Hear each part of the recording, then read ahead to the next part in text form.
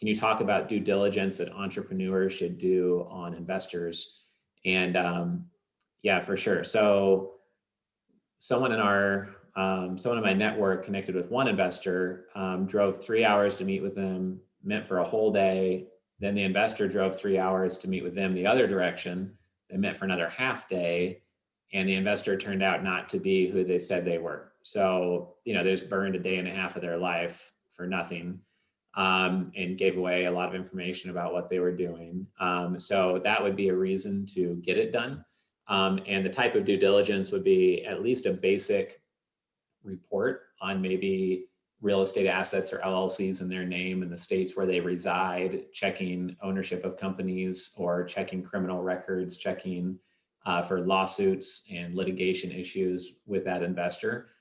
So it just depends on how much they're investing, on how deep of due diligence you want to do.